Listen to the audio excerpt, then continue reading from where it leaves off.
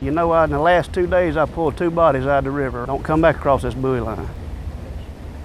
If you do, this is a jailable offense. Strict words from Alabama Marine Police Officer Freddie Ingram. He says he hopes the 2 boaters he pulled over today take his warning. Within the last couple of days, it's really hit home just how important it is to stay a safe distance from the dam. Ingram worked both the Moundville and Utah drownings this week. He says both accidents could have been avoided. You might be subjected to drowning because you don't have proper safety equipment.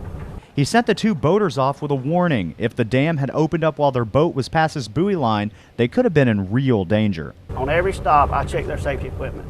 I want to check it just to make sure not only do they have the safety equipment, but I want to make sure that it's in good working order. There are things Ingram says everyone needs to have for a day on the river.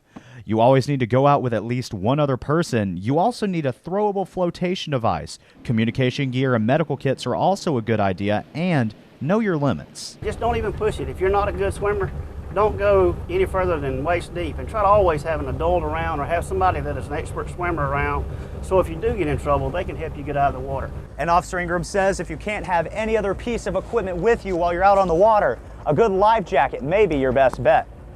If you have a child on the boat that's under the age of 8 years old, they have to have a life jacket on at all times. While you're towing somebody on an inner tube, they must also wear a life jacket at all times. And Ingram says the dangers of the water can strike anyone at any time. If it can happen during the middle of the week with a large number of boaters out on the river, you know it can really happen out there real easily and real quick. On the Black Warrior River, Tommy Townsend, WVUA News.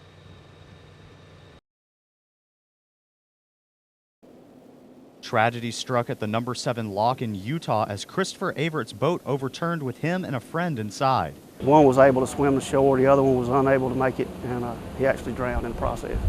After hours of searching, crews found Averett's body. Dozens of his friends and family were at the scene. John White says the community is just in shock. Loved helping everybody. I mean, he never caused much trouble, and if you needed him, all you had to do was call him, and he'd be there to help. It didn't matter if he done it like work-wise for free, he was gonna help you. And White says this could have happened to anyone. I was just hoping he was all right, to tell you the truth, but I know up in that water, the way that water spins, a bunch of people don't make it out of there. They get trapped in it. Officials say the signs all around the dam are there for a reason, to save your life. Be aware of the dangers of the water. Make sure you stay safe. Make sure you wear your life jackets. And don't just assume because you had a good day that it's gonna stay a good day. Pay attention and make sure you do return home to your family. It's one thing which Chris was bad about doing was not wearing a life jacket, but it's one thing that every boater needs to do, especially in water like that, is have a life jacket on.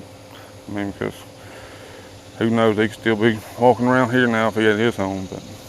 And everyone I talked to today all agreed on one thing. If you're gonna go out in the water, you've gotta think about boating safety.